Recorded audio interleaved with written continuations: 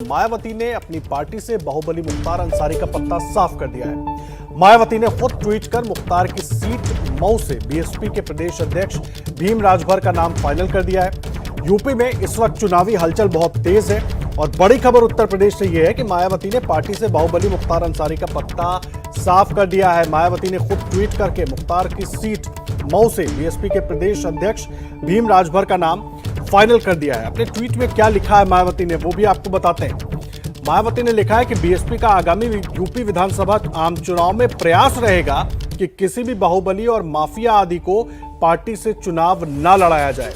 इसके मद्देनजर ही आजमगढ़ मंडल की मऊ विधानसभा सीट से अब मुख्तार अंसारी का नहीं बल्कि यूपी के बीएसपी के स्टेट अध्यक्ष श्री भीम राजभर के नाम को फाइनल किया गया है। ऐसे मायावती ने एक के बाद एक 3 ट्वीट किए हैं और ट्वीट करके ये पूरी जानकारी दी है। दूसरे ट्वीट में उन्होंने लिखा है कि जनता की कसौटी और उनकी उम्मीदों पर खरा उतरने के प्रयासों के तहत ही जो तमाम निर्णय लिए हैं और इसीलिए पार्टी पदाधिकारियों से भी अपील है कि जो भी चुने, जिनको भी चुने, तमाम चीज़ों को ध्यान रखकर चुने।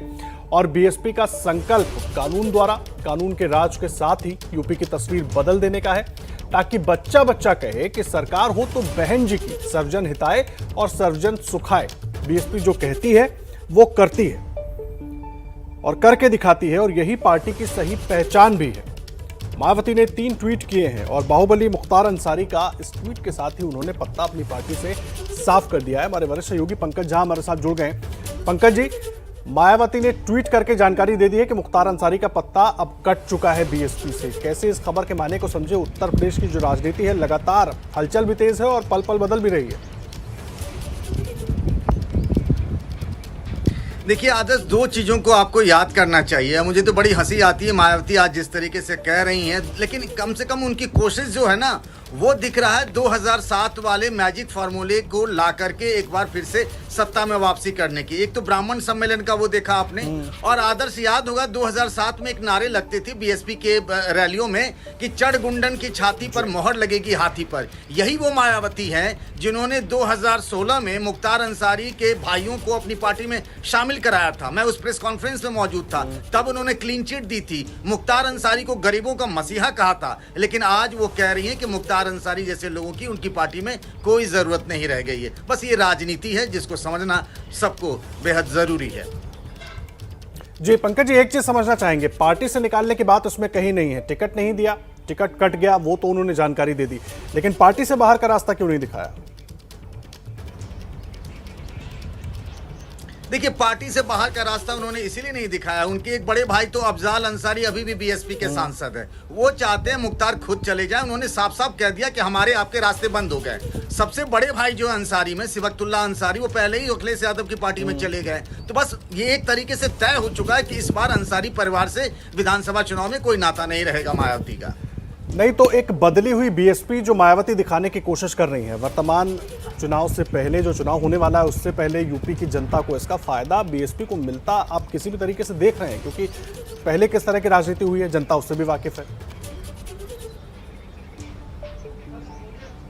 देखिए मायावती वो 2007 वाले फार्मूले को ना, हिट फार्मूला जो था जिसमें मायावती अपने बूते मुख्यमंत्री बनी थी, तो जो मैं जिस नारे का जिक्र कर रहा था कि नहीं गुंडों को वो जेल भेजेंगी, अपराधियों को जेल भेजेंगी, ये सब कहकर मायावती को बहुमत मिला था। मायावती फिर से एक बार वो करिश्मा दोहराने की कोशिश में है, लेकिन वो भूल गई हैं कि उस वक्त अति पिछड़ों का साथ भी, देखिए यूपी में चुनाव जाति बिरादरी और इस तरीके से आधार पर होता है कि सामाजिक आधार किसके पास है। उनके पास वो अति पिछड़ी जातियां आज की तारीख में नहीं है। कोशिश कर रही हैं, रास्ता बेहद मुश्किल है आदर्श।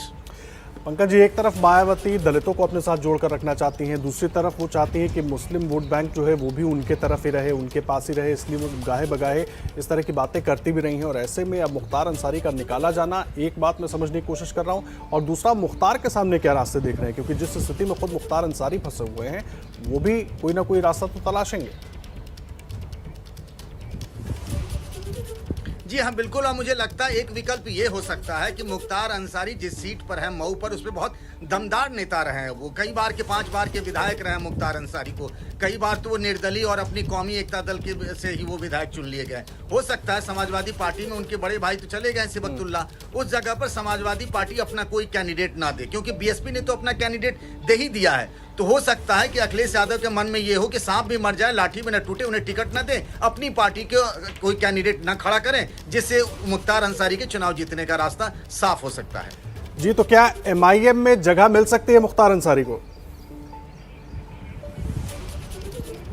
देखिए, कल मेरी बात हो रही थी, जब ये बातें हो रही थी तब एमआईएम के जो प्रदेश अध्यक्ष हैं शौकत अली, देखिए पूरी की पूरी असदुद्दीन ओवैसी की कोशिश है कि जो मुस्लिम के धाकड़ नेता हैं, ताकतवर नेता हैं, जो उपेक्षित महसूस कर रहे हैं इन पार्टियों में, सपा हो या बसपा हो, कांग्रेस में, उनको अपने साथ मिलाया जाए और अपनी एक जमीन तैयार किया जाए। अतीक अहमद का परिवार इसीलिए आया। तो कल शौकत अली ने कहा था कि उनकी पार्टी के दरवाजे एक तरीके से ओवैसी की पार्टी के दरवाजे खुले हुए हैं मुख्तार अंसारी के लिए।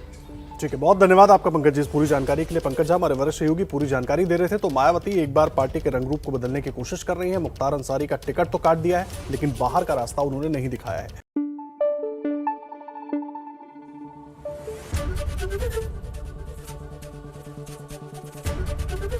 एबीपी न्यूज आपको रखे आगे।